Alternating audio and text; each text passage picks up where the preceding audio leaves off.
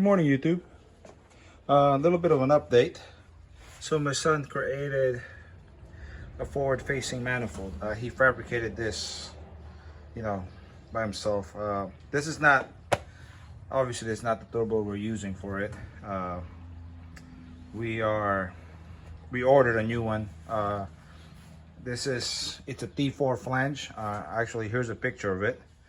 As you can see, it's a T4 flange. Here are some of the pictures of the process on how he did this. He created a jig to make the collector. And then, from then he did it piece by piece and then took it apart. I didn't really take videos of him working because it has been hot for 2 weeks in a row and I can't stand the garage heat. So he was working here by himself. I was inside in the AC, But yeah, then this is the GT35 that we have. We ordered a new GT45 for it. So it's going to be a T4 flange twin scroll. Thanks Macy from Max Beating Rod for getting that order processed right away. So that way we don't really have much downtime. So yeah. We're still going to be running Max Beating Rod Turbo.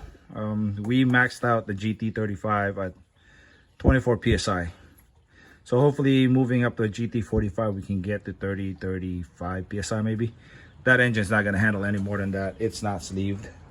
Transmission stock. So yeah, we'll see where it goes. See how quick we can get it to there.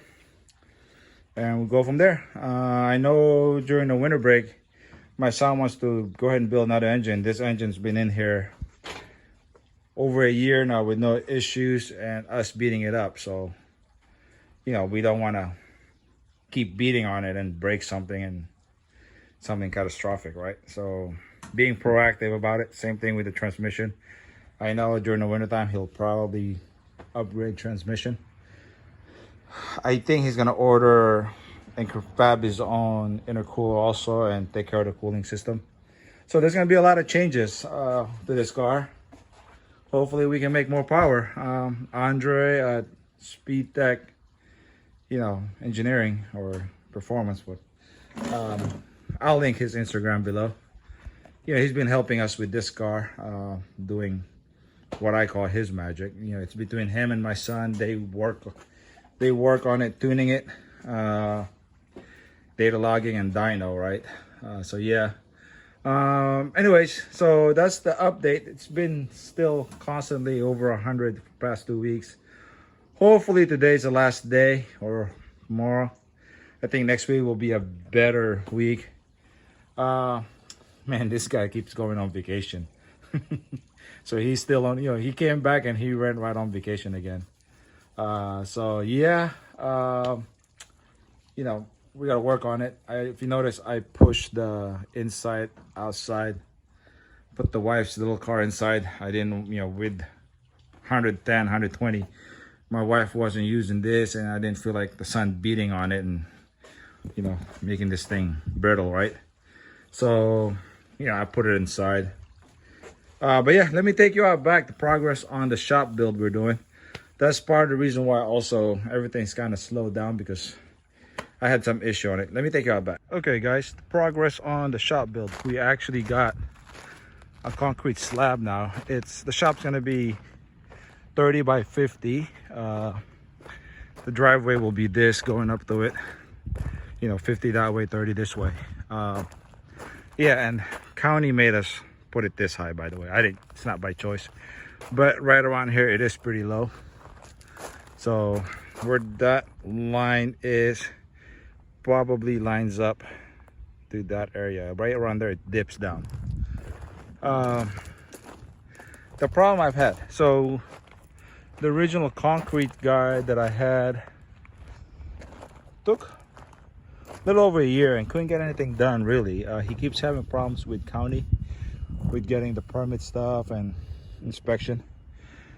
Final straw for me to get rid of him was, if you notice, there's this line right here. He marked everything and measured everything. When they came out here, for pre-pour inspection, right here is 46 feet to my fence, which is somewhere over here, right? Minimum setback is 50 feet. So he put it 3 feet too close to the fence, which everything had to be moved this way now. And the first word out of his mouth when I told him that was he can't afford to redo everything, and that nobody ever told him that. I told him, look, it clearly shows on the plan that you submitted, that says in bold red letters, minimum setback 50 feet, 70 feet, to that fence, right?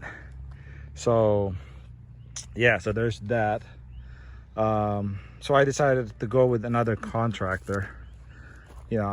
Honestly, he was more than happy to ditch the project, and this guy's did it in about 2 weeks. I had no problems passing inspection, dealing with county.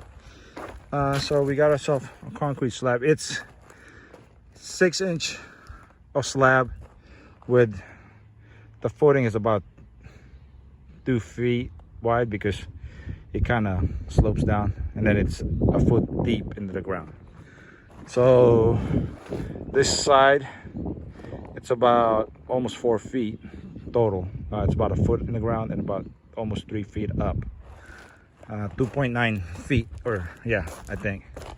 And again, county land surveyor dictated that. So yeah, I've been kind of dealing with this. It's been about 2 weeks now since this was done, but 3 weeks ago I've been dealing with this issue. Kind of stressed me out, so I didn't really want to work on anything.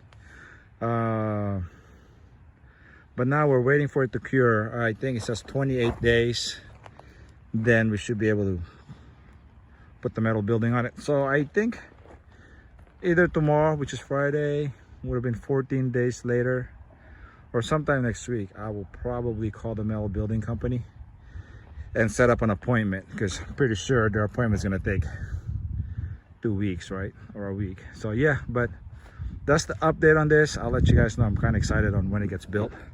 So yeah, hope everything's okay. Until next time.